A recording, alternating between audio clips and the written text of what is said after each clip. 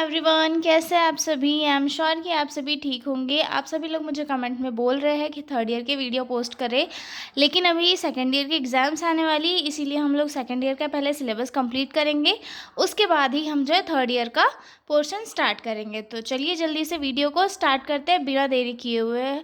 और आप लोग प्लीज़ मुझे कमेंट में ज़रूर बताएं कि आपको मेरे वीडियोस कैसे लगते हैं, आपके लिए क्या ये हेल्पफुल है या नहीं। और अगर आपको पीडीएफ नोट्स चाहिए हो तो आप मेरे डिस्क्रिप्शन में दिए गए मेल पे कांटेक्ट कर सकते हो, ठीक है।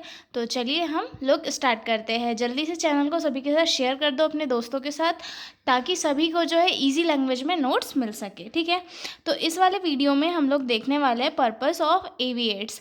प्रीवियस ईयर के क्वेश्चन में एक 5 नंबर का क्वेश्चन पूछा गया था, जिसमें इसके पर्पस और टाइप्स पूछे गए थे। तो हम लोग इस वीडियो में जो है सिर्फ इसके पर्पस डील कर लेते हैं, और फिर अगला वीडियो जो है हमारा लॉन्ग वीडियो होने वाला है, जो सिर्फ जो है एविएट्स के टाइप्स के ऊपर होने वाला है, जो 7 नंबर का क्वेश्चन है और 2 बार प्रीवियस ईयर में पूछा भी गया था, ठीक है।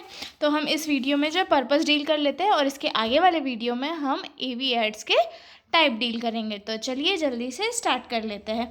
इसके पर्पस, इम्पोर्टेंस और जो मतलब कैरेक्टरिस्टिक्स हो सकते हैं या फिर यूज़ हो सकता है, ये सब सेम ही होगा एविएट्स का। अगर एग्ज़ाम में आप आए तो आप लिख सकते हो, ठीक है। तो पर्पस या फिर इम्पोर्टेंस ऑफ एजुकेशनल मीडिया और ऑडियो विजुअल एड्स, यानी कि एजुकेशनल मीडिया या फिर एविएट्स का क्या क्या इम्पॉर्टेंस है और क्या क्या पर्पस है, वो हम देखते हैं। तो फर्स्ट पर्पस है improve and make teaching effective. मतलब एविएट्स के थ्रू जो है टीचिंग को इम्प्रूव और इफ़ेक्टिव बनाया जा सकता है, क्योंकि इसमें अलग अलग टाइप की चीज़ें यूज़ होती है, जिसके थ्रू जो है पर्सन, जो लर्नर होता है, उसका जो इंटरेस्ट होता है वो और ज़्यादा बिल्डअप होता है, जिसके थ्रू वो चीज़ों को और अच्छे से समझता है और सीखने का खुद से भी ट्राई करता है, ठीक है। तो इससे जो है टीचिंग इफ़ेक्टिव होती है और लर्निंग भी स्ट्रांग होती है।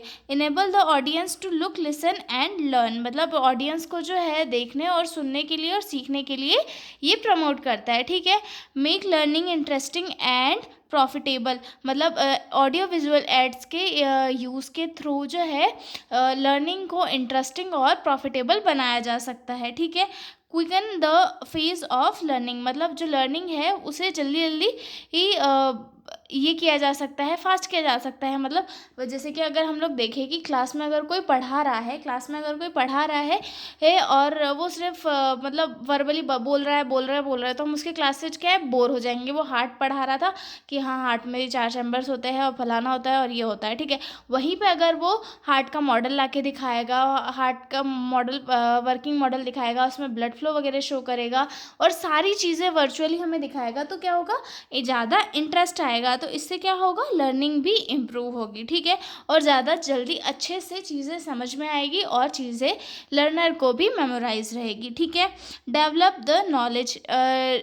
जो टीचिंग मेथड्स होती है, टीचिंग मेथड्स में अगर एविएट्स का यूज़ किया जाए तो इससे नॉलेज भी डेवलप होता है, ठीक है।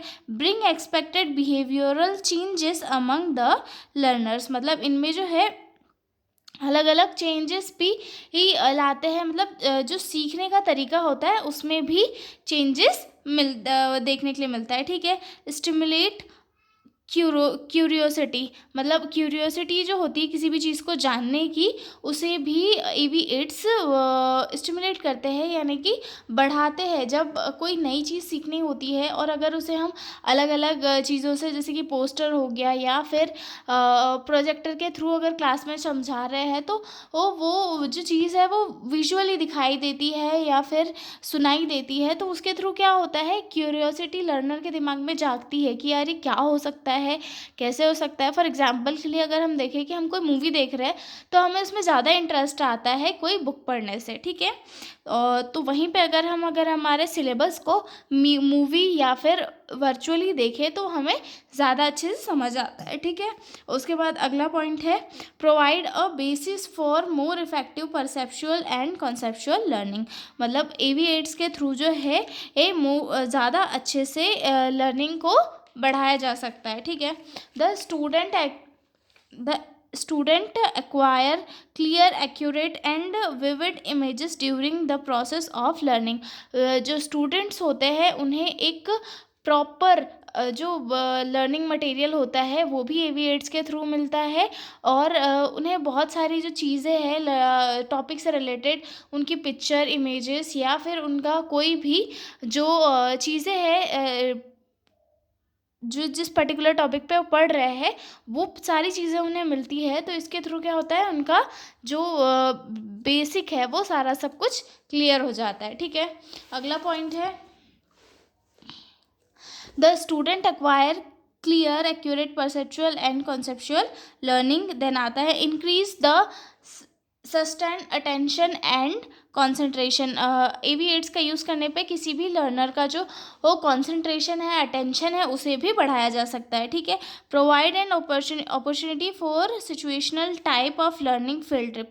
मतलब एवी8 के थ्रू जो है अलग अलग चीज़ की अपॉर्चुनिटी दी जा सकती है, जैसे कि लोगों को या स्टूडेंट्स को फील्ड ट्रिप करवा के नई नई हिस्टोरिकल चीज़ों के बारे में समझाया जा सकता है, इन्वायरमेंट के बारे में समझाया जा सकता है। ठीक है, फैसिलिटेट फ्रीडम अमंग लर्नर्स। मतलब लर्नर्स को जो है स्टडी करने के लिए एक फ्रीडम मिलती है कि वो जैसा चाहे, जिस तरीके से चाहे उस तरीके से जो चीज़ों को सीख सकता है। ठीक है, दे डायरेक्ट ड्रामेटिक द एक्सपीरियंस। मतलब जो वो डायरेक्टली चीज़ों को एक्सपीरियंस कर सकते हैं, जैसे कि स्पेसिमेन में जो चीज़ें होती है, चीज़ें बोल रही हूँ, जीव जंतु होते हैं जैसे कि स्नैक वगैरह हो गए, ये सारी चीज़ें स्पेसिमेन में प्रिजर्व करके रखी जाती है ताकि बच्चों को जो है 3D डायमेंशन में दिखाया जा सके और उन्हें समझाया जा सके। तो बच्चे क्या है, चीज़ों को देखते हैं और अच्छे से ज़्यादा उन्हें एक्सपीरियंस करके समझते हैं। ठीक है,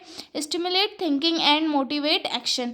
मतलब थिंकिंग को भी एवी8 के थ्रू स्टिमुलेट किया जा सकता है और लर्निंग के लिए मोटिवेशन को बढ़ाया जा सकता है। ठीक है, सेव टाइम एंड एनर्जी और टाइम को सेव करके जो लेक्चर्स मेथड होती है, लेक्चर दिखा के जो है बच्चों को और ज़्यादा बेहतरीन तरीके से पढ़ाया जा सकता है। ठीक है, चांस चेंज एटीट्यूड और point of view of learners. मतलब लर्नर्स का जो एटीट्यूड है या फिर पॉइंट ऑफ व्यू है जो है चीज़ों को सीखने का, उन्हें चेंज करा जा सकता है एवी8 के यूज़ के, और लर्निंग को इम्प्रूव बनाया जा सकता है। ठीक है, डेवलप कंटिन्यूटी ऑफ थॉट्स।